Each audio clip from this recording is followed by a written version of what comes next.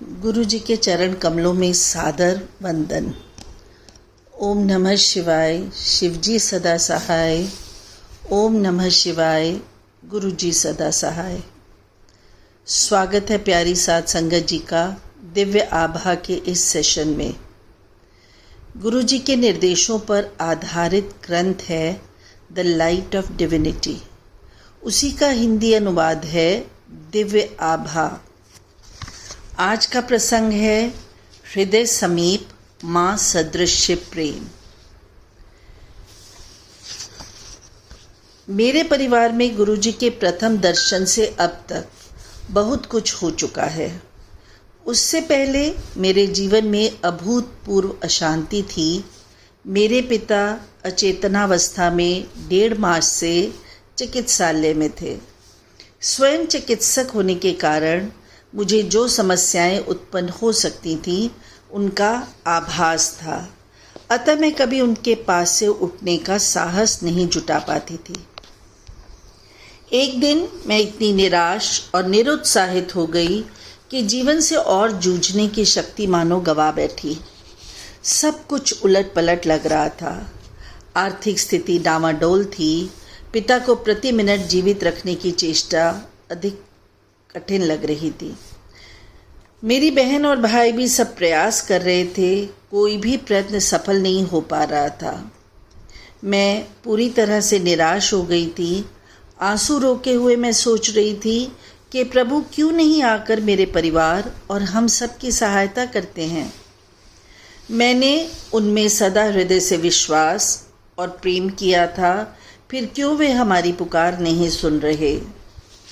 मेरे लिए किसी ऐसे व्यक्ति से मिलना नितांत आवश्यक था जो मेरे बिना कुछ कहे मेरे समस्त दुख समझ सके, जो हमें अपने आश्रय में ले सके, जो मुझे इतनी शक्ति दे सके कि मैं वास्तविकता का सामना कर सकूं, और जब भी मैं कठिनाई में हूं तो मुझे वहां से निकाल सके। एक रात मैं सो नहीं पा रही थी। प्रातः 3 बजे के आसपास मेरे भाई शिव ने अचानक कमरे में प्रवेश किया और हमें कुछ प्रसाद दिया। शिव ने कहा वे गुरुजी के यहाँ गया था और वहाँ पर कुछ सुने हुए चमत्कारों का वर्णन किया। उसके बाद मुझे गहरी नींद आ गई। अगले दिन मेरे पति और मैंने गुरुजी के दर्शन करने का निश्चय किया। तब भी मुझे यह पता नहीं था, जब तक वे स्वयं नियत नहीं करें उनके दर्शन नहीं हो पाते हैं। मेरी कल्पना में हम किसी वृक्ष के नीचे बैठे हुए लंबी दाढ़ी वाले बाबा से मिलेंगे, पर उनसे मिलकर मुझे अति आश्चर्य हुआ। एक ऐसी तीव्र ज्योति वाले महानुभाव थे जो छोटे बालक की भांति मुस्कुराते थे और जिनकी आंखें आपको भेद देने की क्षमता रखती थी। वे आपको अंदर तक छू जाते थे। उनसे मिलकर मैं भाव विभोर हो गई। उनकी सुगंध इतनी तीक्ष्ण थी मानो उनके सबोर गुलाब का अर्क बिखरा हुआ हो। उन्होंने हमें अपने समीप बिठाया और सुरक्षित होने का आभास दिया। किसी अज्ञात कारण से उसी समय मेरा पूरा मानसिक तनाव समाप्त हो गया। उन्होंने यह सांत्वना दी कि सब ठीक हो जाएगा। अगले दिन मैं अपने जुड़वा पुत्रों को, जो उस समय 4 वर्ष के थे, गुरुजी के पास ले गई। मार्ग में मैंने उन्हें समझाया कि वहाँ पर गुरुजी को प्रणाम करना है, किंतु मेरे ज्येष्ठ पुत्र दक्ष ने भोलेपन से उत्तर दिया वह केवल शिवजी के चरण स्पर्श करेगा। जब मैंने आगे बढ़कर गुरुजी के चरण स्पर्श किए, ध्रुव ने मेरा साथ दिया, पर दक्ष अपने स्थान पर खड़ा रहा। मुझे अत्यंत बुरा प्रतीत हो रहा था। दक्ष चरण स्पर्श नहीं कर रहा। अचानक मैं क्या देखती हूँ, दक्ष ने गुरुजी के पास जाकर उनके कमल चरणों को स्पर्श किया। बाद में मैंने उनसे चिढ़ाते हुए पूछा, उसने चरण स्पर्श क्यों किया? उसने अपने भोलेपन से उत्तर दिया, उसने तो शिवजी के चरणों का स्पर्श किया था। इस प्रकार सबको परोक्ष में रखते हुए गुरुजी ने दक्ष को अपने वास्तविक दर्शन करा दिए थे। उसके पश्चात क्रमशः परिस्थितियां सुधरने लगीं। गुरुजी के आशीष से मेरे पिता के उपचार के लिए सहायता हर दिशा से आई। मेरे पति को भी अपना मनपसंद कार्य मिल गया। तुम्हारे बच्चे को कुछ नहीं होगा। वर्ष 2000 में दक्ष को अपच के साथ ज्वर और वजन घटने की शिकायत हो गई। उसके शरीर की गांठें सूज गईं। चिकित्सकों ने उसे प्रतिजैविक दवाओं से स्वस्थ करने का विफल प्रयास किया। एक सोमवार को हम उसे सर गंगाराम चिकित्सालय के वरिष्ठ विशेषज्ञ से परीक्षण करवाने ले गए। मैं भयभीत थी। दक्ष के सब लक्षण कर्कट रोग के थे। चिकित्सक के कक्ष की ओर जाते हुए मैंने गुरुजी के चित्र को अपने से जकड़ लिया। चलते हुए मैं गुरुजी से प्रार्थना और आग्रह कर रही थी। मुझे ज्ञात था कि वह चाहें तो दक्ष एक क्षण में ठीक हो सकता है। कक्ष में घुसते ही उनकी सुगंध आ गई। मुझे याद था यदि उन्हें सत्य मन से स्मरण किया जाए तो वे तुरंत सहायता करते हैं। वे गुलाब के पुष्पों की महक उनके वहाँ होने का संदेश था। चिकित्सक ने दक्ष का परीक्षण कर निराशाजनक रूप से मुझे देखा। उनके अनुसार प्लीहा और यकृत दोनों बहुत बड़े हुए थे, जो असाध्यता की ओर संकेत दे रहे थे। चिकित्सक ने मुझसे वह अंग स्पर्श करवाए जिससे मुझे उनकी क्षति का ज्ञान हो सके। उन्होंने तत्काल पराध्वनिक चित्रण की सलाह दी जिससे रोग के विस्तार का अनुमान लगा सकें। मेरी आंखों में आंसू भर गए। मैं उत्सुकता से गुरुजी से इस कठिनाई से निकालने के लिए प्रार्थना कर रही थी। मैंने उनके इतने चमत्कारों के बारे में सुना था और विश्वास था कि वह मेरे बेटे को पुनः स्वस्थ कर सकते हैं। प्रयोगशाला तक 40 मिनट की यात्रा में हमारे साथ रही गुरुजी की सुगंध यह संकेत करती रही कि सब ठीक हो जाएगा। वहाँ पर जब परीक्षण चल रहा था, मेरे बेटे और मुझे, हम दोनों को गुरुजी की सुगंध आती रही। अंततः गुरुजी की कृपा से परीक्षण में कुछ नहीं निकला। यकृत और प्लीहा दोनों सामान्य थे, लक्षण बदल चुके थे। गुरुजी ने हमारी प्रार्थना स्वीकार कर मेरे पुत्र को नवजीवन प्रदान किया था। शाम को जब हम गुरुजी के पास पहुंचे तो प्रवेश करते हुए मैंने उनको उस दिन के घटनाक्रम के बारे में बताने का विचार किया। उसी समय गुरुजी ने नटखट मुस्कुराहट से स्वयं ही पूछ लिया, क्या रोग निकला? मैं भाव विह्वल हो गई। उनको पहले ही दिन उस दिन की सब घटनाओं का ज्ञान था, फिर भी उन्होंने हमारी उत्सुकता को शांत करने का हमें पूर्ण अवसर दिया। मैंने उन्हें बताया चिकित्सक को कर्कट रोग होने का अंदेशा था। मेरी आंखों से पानी निकलने वाला था जब उन्होंने कहा कि मैं चिंता ना करूं, मेरे पुत्र को कुछ ना होगा। मैंने उनसे प्रश्न किया कि क्या शेष परीक्षण कराने आवश्यक हैं? उन्होंने उत्तर दिया, चूंकि मैं स्वयं चिकित्सक हूँ, मेरी चिंता परीक्षण करवाए बिना शांत नहीं होगी। यदि चाहूँ तो शेष परीक्षण करवा सकती हूँ। मेरे तार्किक मन के किसी कोने में छिपी जिज्ञासा को शांत करने के लिए मैंने सब परीक्षण करवाए, सभी सामान्य आए।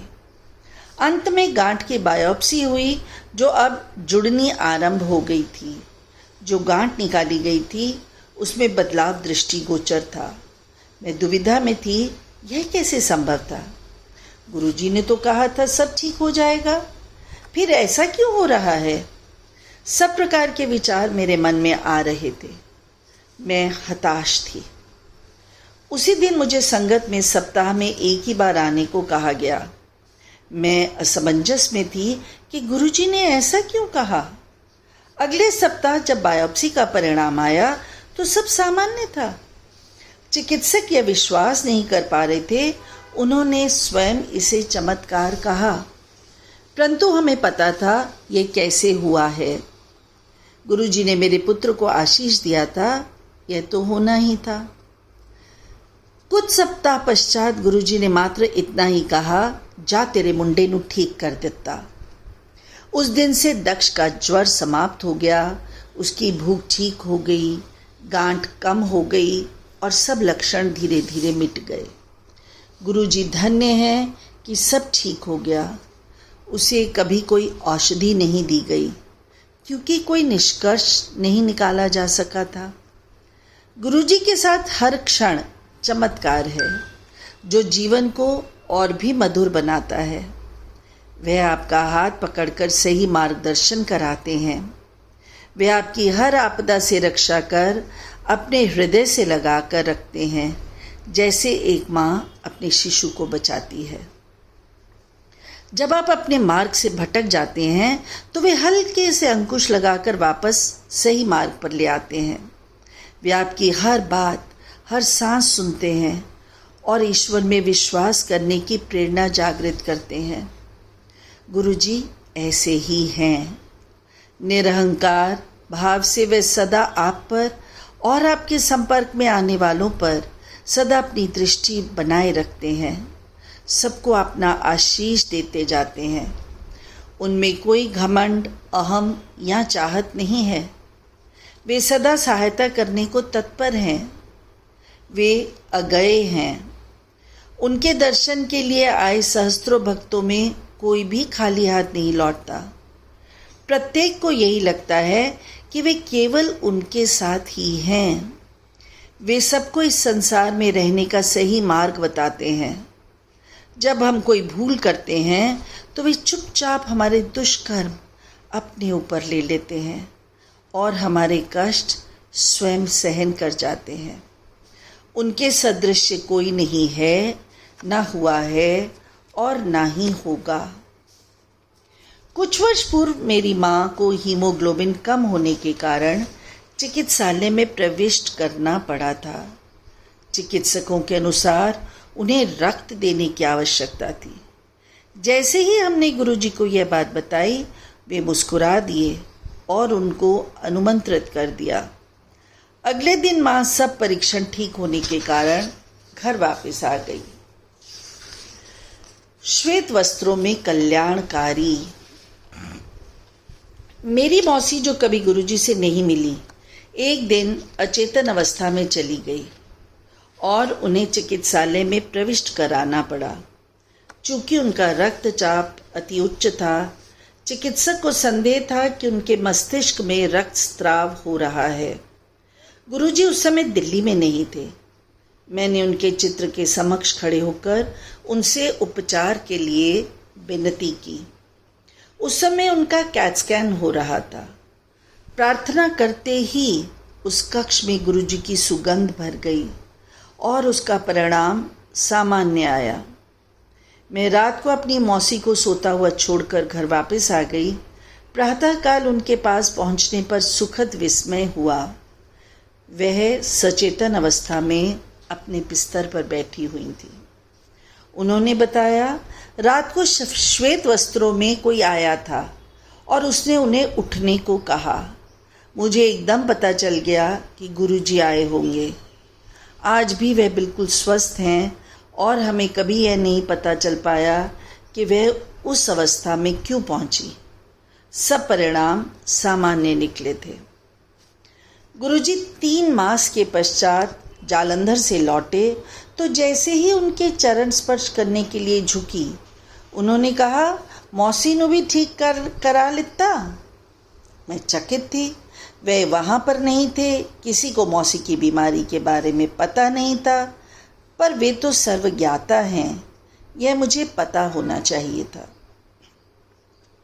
आश्चर्य की बात यह है कि गुरुजी अपने बारे में संसार के किसी भी कोने में, आप कहीं भी हों, सब जानते हैं। समय और स्थान उनके लिए कोई अर्थ नहीं रखते। काल और अंतर उनके लिए अर्थहीन है। कुछ वर्ष पूर्व ज्वर, पीठ दर्द और सांस की कठिनाई के कारण मुझे चिकित्सालय में प्रविष्ट होना पड़ा। कई प्रकार की औषधियों से लाभ न होने पर शुक्रवार के दिन विशेषज्ञ ने कैट स्कैन करने का निश्चय किया। विकिरण विशेषज्ञ ने स्कैन कर देखा, वह असामान्य था। भीतर जो भी पदार्थ है उसका विस्तार फेफड़ों तक हो गया था और उसका विश्लेषण करने की आवश्यकता। उस दिन मैं वहाँ पर अकेली थी और गुरुजी को याद करने के अतिरिक्त और कुछ नहीं कर सकती थी। मैं पूरे दिन उनसे प्रार्थना करती रही। उस दिन संध्या को मैं गुरुजी के पास गई। अचानक उन्होंने मेरी ओर देखकर मेरे बारे में पूछा। मैं उनको अपनी अवस्था के बारे में बता ही रही थी कि मैं चिकित्सालय में हूँ, मुझे सांस लेने में कठिनाई है और सोमवार की रात को रोग की अत्यधिक पीड़ा के कारण चिकित्सकों को बुलाना पड़ा। मैंने उनको स्कैन के निष्कर्ष से भी अवगत कराया, मुझे ठीक करने की विनती की। मुस्कुराकर बोले, उन्होंने मुझे पुनः स्वस्थ कर दिया है। मैं अपने आंसू रोक ना पाई। उन्होंने मुझे ठीक करने में एक पल भी नहीं लगाया और मेरे सब रोग समाप्त कर दिए। यद्यपि पिछले 4-5 दिन से मुझे नींद नहीं आ रही थी, उस रात मैं बिना किसी औषधि के आराम से सो पाई।